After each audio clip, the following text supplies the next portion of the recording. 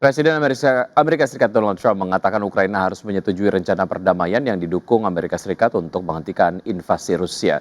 Trump pun berharap dapat menyelesaikan perang lebih cepat antara Rusia dan Ukraina yang telah berlangsung selama hampir 4 tahun. Presiden Amerika Serikat Donald Trump mengatakan Presiden Ukraina Volodymyr Zelensky harus menyetujui rencana perdamaian yang didukung Amerika Serikat untuk menghentikan invasi Rusia. Trump menyatakan ia berharap dapat menyelesaikan perang lebih cepat, mengingat hubungannya yang baik dengan Presiden Rusia Vladimir Putin. Trump mengatakan musim dingin yang semakin dekat meningkatnya jumlah korban tewas dan serangan berulang terhadap pembangkit listrik Ukraina menggarisbawahi urgensi untuk mengakhiri perang. Adapun rencana 28 poin perdamaian Washington menyuruhkan Ukraina untuk menyerahkan wilayah, menerima pembatasan militer dan meninggalkan ambisi untuk bergabung dengan NATO. Rencana tersebut juga berisi beberapa proposal yang mungkin ditolak Moskow dan mengharuskan pasukannya untuk mundur dari beberapa wilayah yang telah mereka rebut.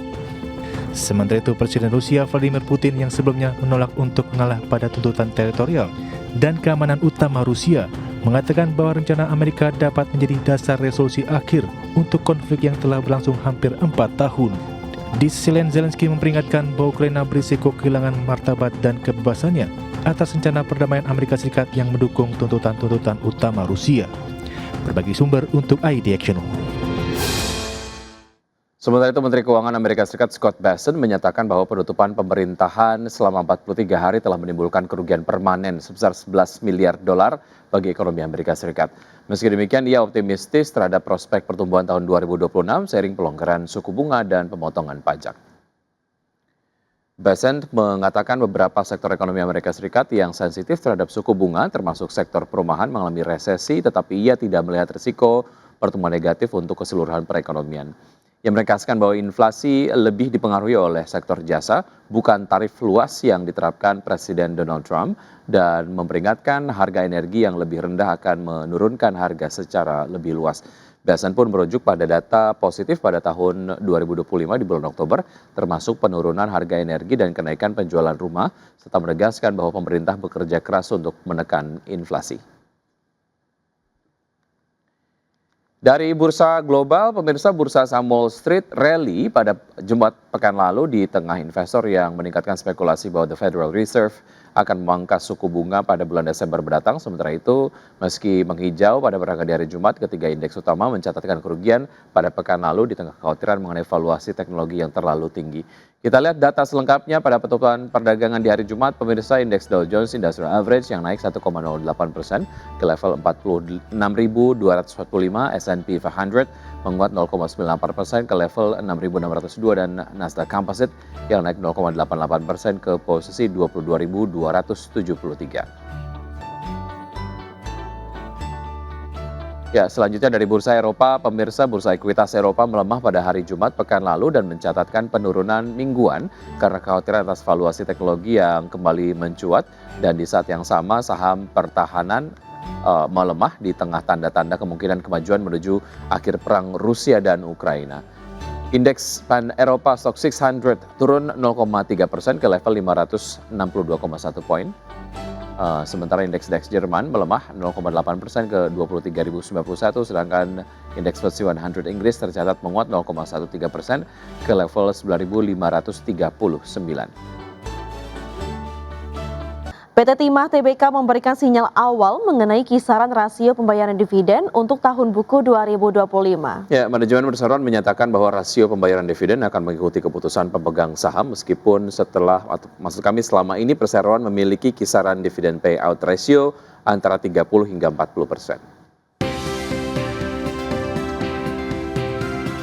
PT Timah Tbk memberikan sinyal awal mengenai kisaran rasio pembayaran dividen untuk tahun buku 2025 yang akan dibagikan pada tahun depan.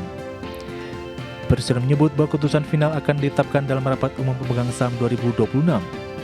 Sebagai perbandingan pada tahun 2024 lalu, Presiden membagikan dividen sebesar 40% dari laba bersih tahun buku 2024 atau senilai 474,65 miliar rupiah. Dividen saat itu mencapai Rp63,73 per saham. Melansir kinerja keuangan hingga akhir September 2025, emiten tambang anggota holding Main ID tersebut mencatat laba bersih Rp602,42 miliar. atau turun sebesar 33,71% dibandingkan periode sama tahun lalu, yang sebesar 908,78 miliar rupiah. Pelemahan kinerja sejalan dengan penurunan pendapatan 19,95% secara tahunan menjadi 6,6 triliun rupiah. Dengan mayoritas kontribusi berasal dari segmen pertambangan timah yang sebelum eliminasi mencapai 7,09 triliun rupiah. Di tengah realisasi kinerja tersebut, Direktur Keuangan dan Manajemen Risiko PT Timah Tbk Vina Eliani menyampaikan bahwa rasio pembayaran dividen akan mengikuti keputusan pemegang saham. Ia menambahkan bahwa perseroan selama ini memiliki kisaran dividen payout ratio antara 30% sampai 40%. Berbagai sumber untuk ID Action. PT Excel Smart Telekom Sejahtera Tbk menyampaikan akan membagikan dividen senilai total 2,89 triliun rupiah kepada para pemegang saham atau setara dengan 30,6% dari saldo laba ditahan perseroan tahun 2024.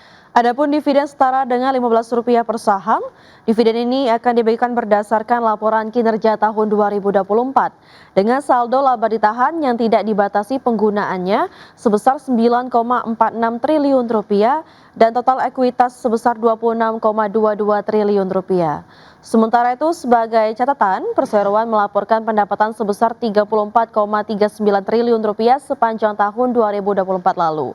Pendapatan ini meningkat 6,4% secara tahunan. Pendapatan ini sebagian besar dikontribusikan dari pendapatan data dan layanan digital sebesar Rp31,57 triliun, percakapan dan SMS sebesar Rp898,6 miliar, serta jasa interkoneksi dan jasa telekomunikasi lainnya sebesar Rp1,13 triliun.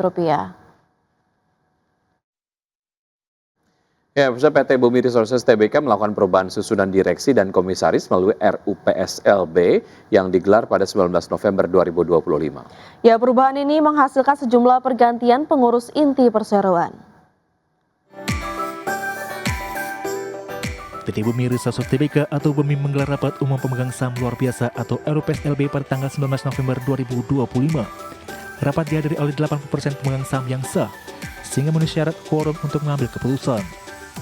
Dalam keterbukaan informasi di Bursa Efek Indonesia, manajemen menyatakan seluruh agenda rapat resmi sah dan mengikat.